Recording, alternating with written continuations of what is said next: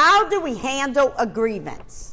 Let's talk about a grievance. A grievance is an expression of dissatisfaction with any aspects of operations, activities, or behavior, regardless of whether the action is requested.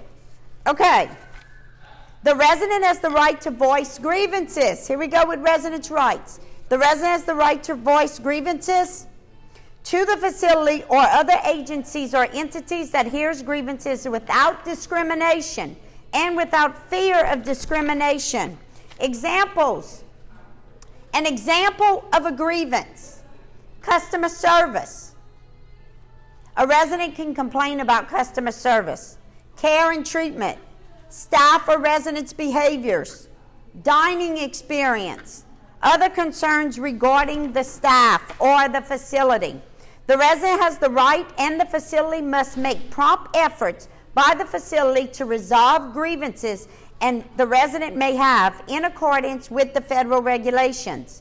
The facility must make information on how to file a grievance or complaint available to the residents.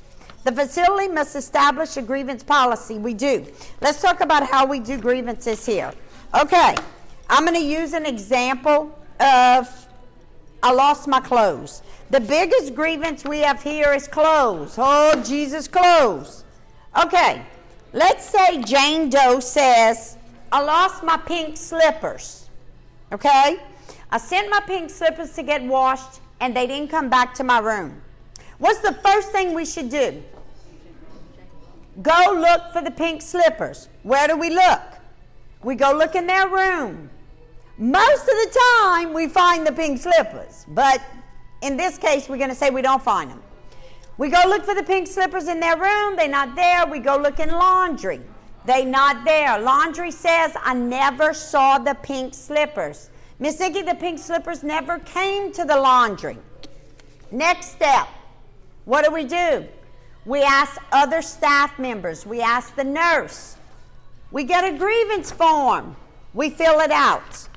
The date, the resident's name, and what the grievance is. Lost pink slippers. Miss Jane Doe said she sent them to the laundry. They never came back. Then we start an investigation and we look for the slippers. At this point, we're going to tell the whole world, we're going to start an in-service on the pink slippers. And we're going to ask everybody, and we're going to look in all rooms, we're going to look in laundry again, we're going to look everywhere. We're going to call the family. We're going to call the family and say, your mom said her pink slippers are missing. Do you have them? Did she have pink slippers on admit? How do we know? What should we check to see if she was admitted with pink slippers? Inventory sheet. Everything residents bring in, we should be documenting on the inventory sheet.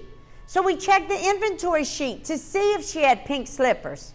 Okay, so guess what? She had pink slippers. The daughter said, yes, I bought mom pink slippers last Saturday. She got them wet. They didn't come back. She told me about it when I went yesterday. The pink slippers are missing. We start a full investigation. We don't find the slippers. They disappeared. What do? We get in the car, we go to Walmart, and we go buy pink slippers.